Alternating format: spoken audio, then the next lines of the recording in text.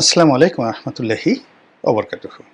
সম্মানিত দর্শক, ডক্টর মোহাম্মদ ইউনূসের বিস্ময়কর উত্থান এবং বিস্ময়কর সৌভাগ্য এবং ঈর্ষণীয় প্রাপ্তি, এটি কেবল বাংলাদেশ নয়, সারা দুনিয়াতে তার জমানার যে সকল সফলতম মানুষ রয়েছেন তাদের মধ্যে তিনি অন্যতম। একটা মানুষের জীবনে যা যা প্রাপ্য, পরিবার, অর্থ, সম্মান, স্বাস্থ্য, কি নেই তার। তার বয়স এখন প্রায় ৮৮ বছর। এ বয়সে তিনি একেবারে ৪০ বছরের তাগড়া যুবকের মতো পৃথিবী ঘুরে বেড়াচ্ছেন। এখনও বলতে গেলে তার চশমা ছাড়াই তিনি চলাফেরা করেন, কথা বলেন, ইন্টারভিউ দেন, চোখে চশমা পরেন না, বাক্য হারিয়ে যায় না। কৌশল অবলম্বন করতে পারেন কথা বলতে গিয়ে। মুখের অভিব্যক্তি, অর্থাৎ তার যে রাগ, ক্রোধ, প্রেম, ভালোবাসা, এটা তিনি নিয়ন্ত্রণ করতে পারেন এই বয়সে। আপনি তার মুখ দেখে বুঝতে পারবেন না তিনি রাগত, না প্রেমাহত, নাকি প্রেমে উদ্বুদ্ধ, বুঝতে পারবেন না। এটি বিরল, এ বয়সে সাধারণত হয় না। ডক্টর মোহাম্মদ,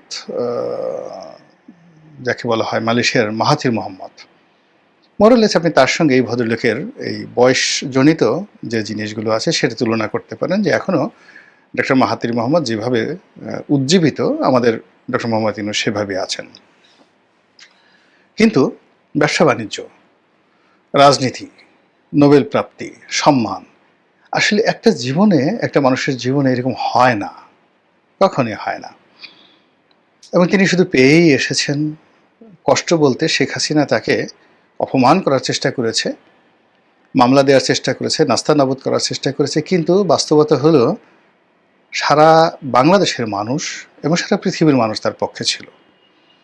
তো ফলে কি হলো, শেখ হাসিনার যে কোনো রক্তচক্ষু এটা তাকে কাঁদাতো না।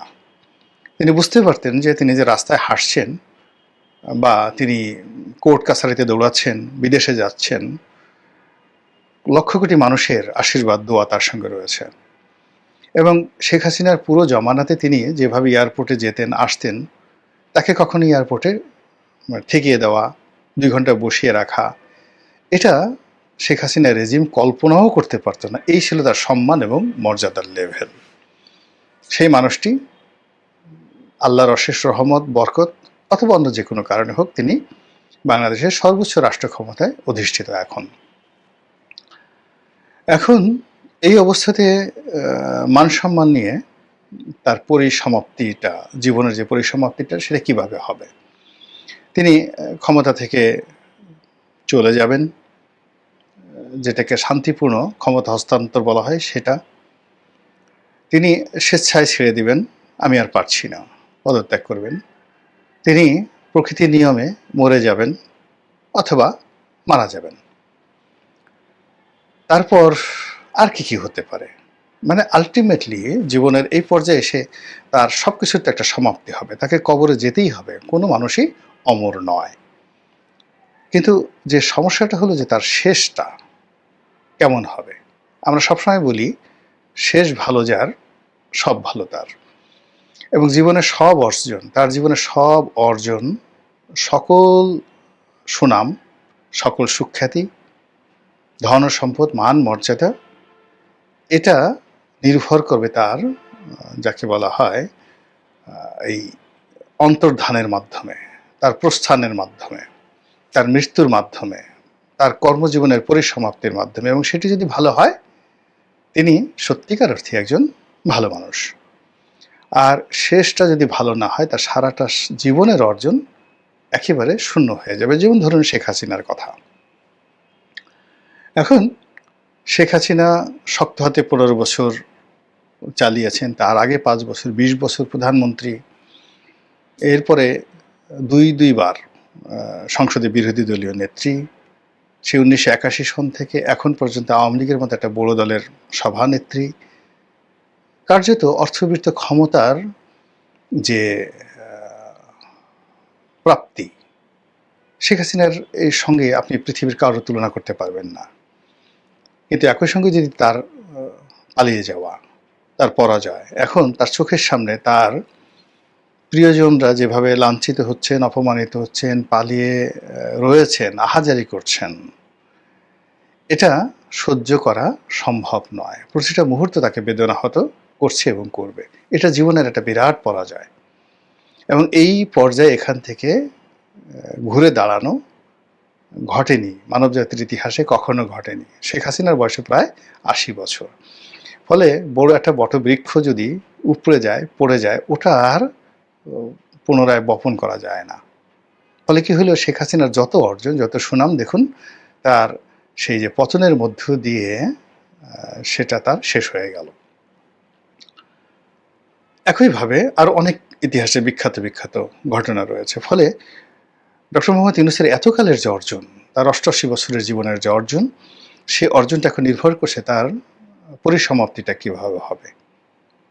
পতন দিয়ে নাকি শান্তিপূর্ণভাবে আরো কোনো সফলতা দিয়ে তার জীবনের পরিসমাপ্তি হবে।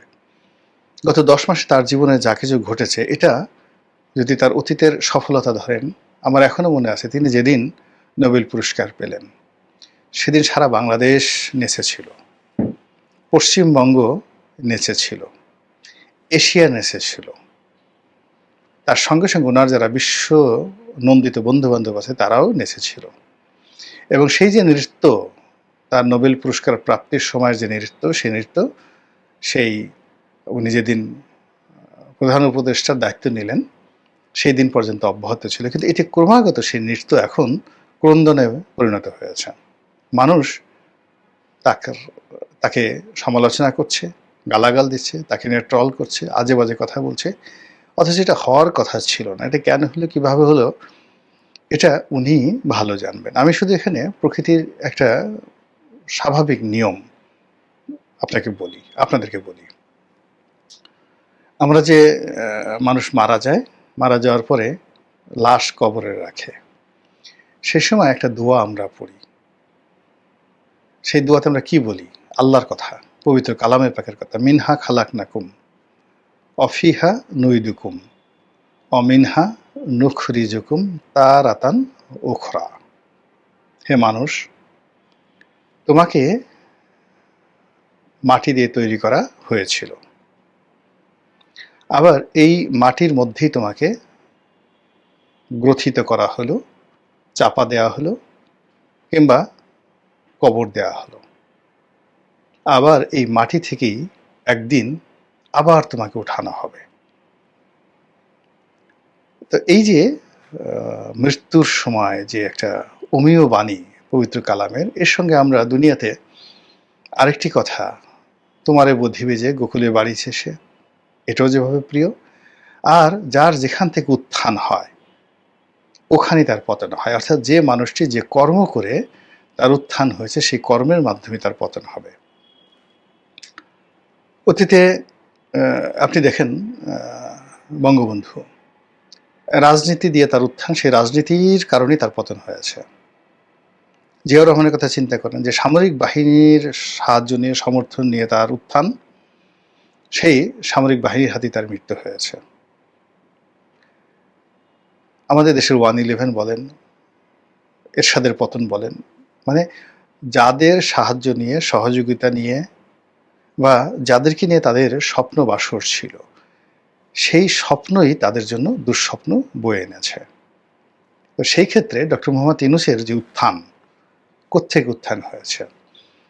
তার উত্থান হয়েছে পশ্চিমাদের আশীর্বাদের মাধ্যমে। তার উত্থান হয়েছে কথা বলার যোগ্যতার কারণে। গ্লোবালি তিনি কথা বলেছেন ইংরেজিতে, এবং সারা দুনিয়ার যাকে বলা হয় ব্র্যান্ডিং করেছেন নিজের সমস্ত কিছুকে। তার 3-0 থিওরি, তার গরিবের ব্যাংকিং, তার গ্রামীণ ব্যাংক, তার গ্রামীণ ফোন, তার